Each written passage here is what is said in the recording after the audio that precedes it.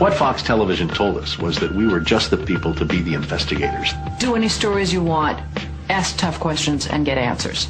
So we thought, this is great. This is a dream job. Fantastic. The very first thing they had us do was not to research stories, but to shoot this promo, which was The Investigators. Uncovering the truth, getting results, protecting you. And they had a film crew and a smoke machine, and we were silhouetted. Investigative reporter Steve. One of the first stories, the revelation that most of the milk in the state of Florida and throughout much of the country was adulterated with the effects of bovine growth hormone, the artificial hormone that farmers were injecting into their cows so that they would produce more milk. With Monsanto, I didn't realize how effectively a corporation could work to get something on the marketplace. The levels of coordination they had to have. They had to get university professors into the fold. They had to get experts into the fold. They had to get reporters into the fold. They had to get the public into the fold. And of course the FDA, let's not leave them out. They had to get the federal regulators convinced that this was a fine and safe product to get it onto the marketplace. And they did that. They did that very, very well. It's a great time to be a high-producing cow. Posilac One Step, bovine somatotropin by Monsanto. The federal government basically rubber-stamped it before they put it on the marketplace. The longest test they did for human toxicity was 90 days on 30 rats. Posilac is the single most tested new product in history and is now available to you specifically so you can increase your profit potential.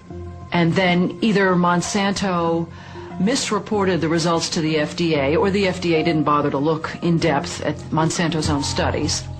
The scientists within Health Canada looked very carefully at bovine growth hormone and came to very different conclusions than the Food and Drug Administration in the U.S. did. Monsanto's engineered growth hormone did not comply with safety requirements. It could be absorbed by the body and therefore did have implications for human health. Mysteriously, that conclusion was deleted from the final published version of their report. They knew there were problems. They saw serious potential human health problems, and they stood up in Canada and said, we're not going to approve this because we don't believe it's safe. We have been pressured and coerced to pass drugs of questionable safety, including the RBST. I personally was very concerned that there's a very serious problem of secrecy, conspiracy, and things of that nature, and something needs to be done.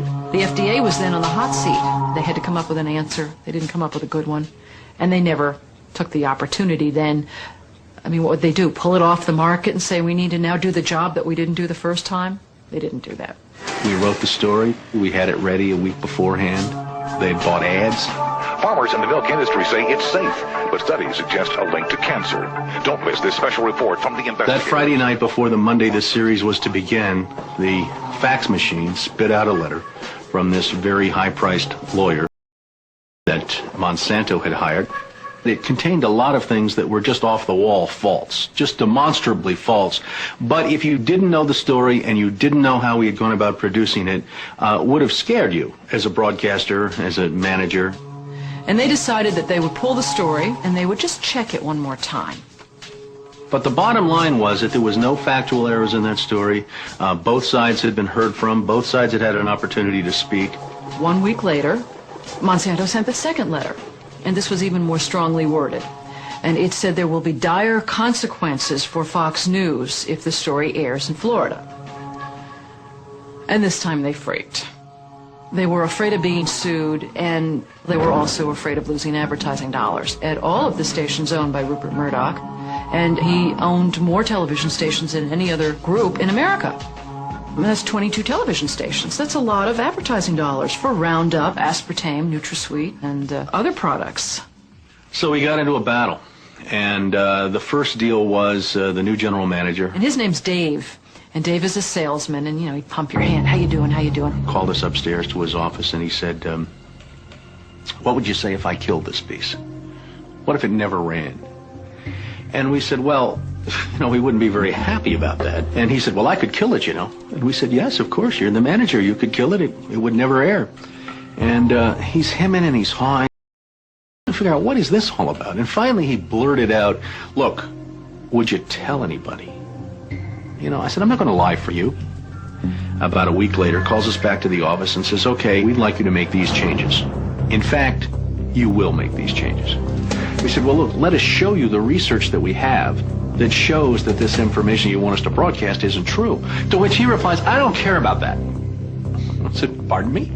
And he said, that's what I have lawyers for. Just write it the way the lawyers want it written. I said, you know, this is news. This is important. This is stuff people need to know. And I'll never forget, he didn't pause a beat, and he said, we just paid $3 billion for these television stations. We'll tell you what the news is. The news is what we say it is. I said, I'm not doing that. And he said, well, he said, if you refuse to present this story the way we think it should be presented, you'll be fired for insubordination. I said, I will go to the Federal Communications Commission and I will be fired from my job by you, the licensee of these public airwaves, because I refuse to lie to people on the air. And it's thank you very much. You'll hear from us right away. Well, 24 hours came and went and we didn't hear a thing. And about a week later, he calls us back, and now we've changed strategies. How about if we pay you some money and you just go away? And I said, how much money? Because, you know, when somebody offers to bribe you like that, I always want to know if it might be worth it. He was going to offer us the rest of our year's salary if we agreed not to talk about what Monsanto had done, to not talk about the Fox corporate response in suppressing the story, and to not talk about the story. Not talk about BGH, again, anywhere. Not take the story to another news organization. Just zip up. I said, you mean if I want to go to my daughter's PTA meetings and explain what's in the school milk at the school lunch program? I can't. No. You can never speak about this anywhere. And Steve says, okay, write it up. And I'm like, write it up? What are you talking about? Write it up. And I didn't say anything. And Dave, he wrote it up. And he FedExed it to us a couple days later. And he said, are you going to sign? And we said, nah, Dave, we're not going to sign that.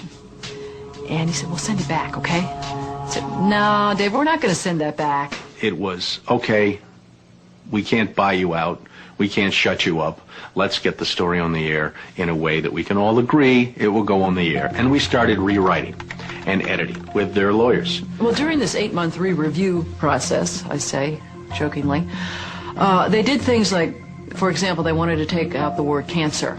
You don't have to identify what the potential problem is, but just say human health implications. Any criticism of Monsanto or its product, they either removed it or minimized it. And it was very, very clear, I would say, almost every edit they made to the piece, that was the aim. And we changed this and this and this, and then that wasn't good enough. Okay, now change this and this and this. Now change this and this. Version after version after version, 83 times. 83 times is unheard of. It doesn't happen. You shouldn't have to rewrite something 83 times. Obviously, they didn't want to put the thing on the air, and they were trying to drive us crazy and get us to quit or wait until the first window in our contract so that they could fire us. They, in effect, announced that they were going to fire us for no cause. Well, this was a little much. And Steve wrote a letter to the lawyer in Atlanta, whose name is Carolyn Forrest, the Fox corporate lawyer. And I said, you know, this isn't about being fired for no cause. You're firing us because we refused to put on the air something that we knew and demonstrated to be false and misleading. That's what this is about. And because we put up a fight, because we stood up to this big corporation, and we stood up to your editors, and we stood up to your lawyers, and we said to you, look, there ought to be a principle higher than just making money. And she wrote a letter back and said, you are right. That's exactly what it was. You stood up to us on this story, and that's why we're letting you go. Jane sued Fox under Florida's whistleblower statute, which protects those who try to prevent others from breaking the law. But her appeal court judges found that falsifying news isn't actually against the law. Florida's appellate court has ruled in favor of Fox 13. You may recall that Jane Acree, a former reporter here, sued Fox 13 in a whistleblower lawsuit, claiming she was fired for refusing to distort her report. The appeals court today threw that case out, saying Ms. Acree had no whistleblower claim against the station based on news distortion. Fox 13 Vice President and General Manager Bob Linger says the station has been completely vindicated by the ruling.